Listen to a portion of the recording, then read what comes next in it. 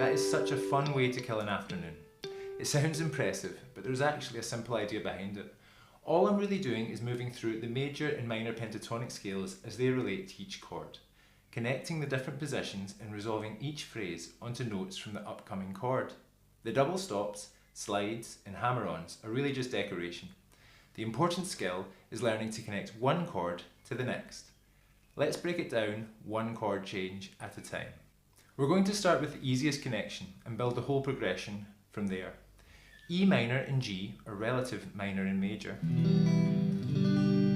so they share the same pentatonic shapes. The shape doesn't change, the chord we're targeting does. We start on E minor, then aim for G, and finally for C, all without leaving the same pentatonic pattern. Let's walk through what's happening. We begin by outlining the E minor chord with the open E string, before adding a few double stop hammer-ons and pull-offs in shape 4. As the G chord approaches, we start thinking ahead and outlining part of the G major chord. This is G major, and this is the root in the third, on the lower end. From there, we use a few descending double stops to keep the phrase moving, before landing on the G in shape 2, just as the G chord arrives. Once the chord changes, the same fingering is no longer shape 2, it's now shape 1 of the G major pentatonic.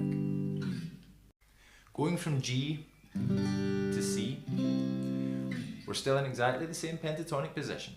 The only thing that's changed is what I'm listening for. Instead of thinking about G, I'm already aiming towards C and choosing notes that naturally resolve when the chord arrives. A slide, a double stop, or a short phrase is often all you need to carry you into the next chord. After a few embellishments on the G chord, I use a sequence of double stops from the G major pentatonic on the G and B strings. I particularly like ending on the B and E before landing on the C chord.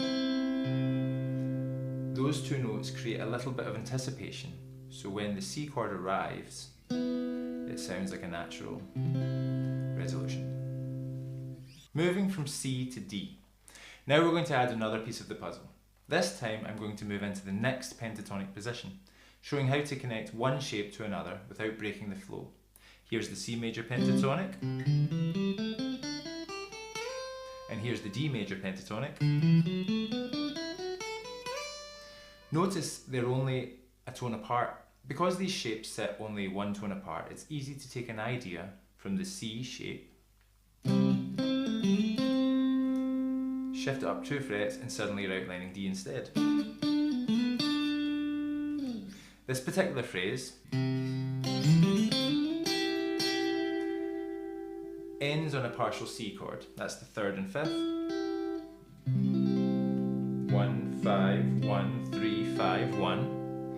One of my favourite ways to move from C to D is by adding a little chromatic movement. It creates a really smooth transition.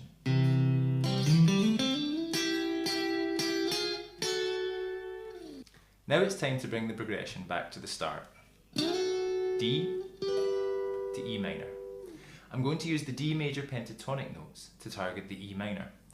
This phrase uses repeated double stop, hammer-ons and pull-offs as we work down shape 5. I end on D because it's only a tone below E. It creates a nice sense of pull back to the E minor chord.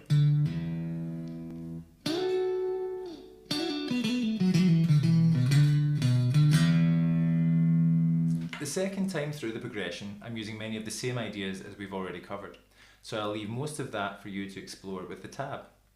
There is one extra idea I'd like to point out though. In bar 6, as I move from G to C, I use natural harmonics.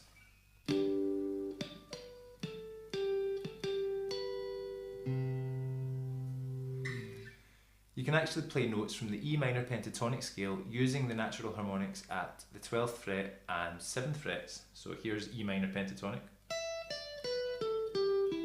and here's those notes as harmonics.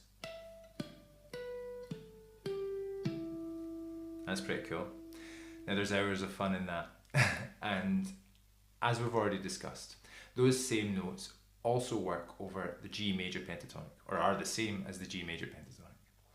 I finish the phrase on a B harmonic, which creates a lovely sense of anticipation before resolving a semitone up into the C chord.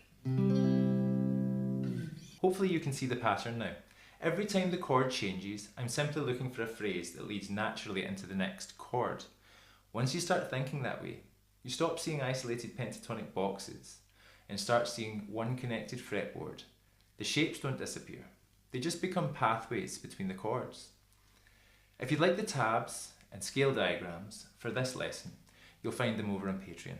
Let's hear the whole thing one more time. Cheers for watching.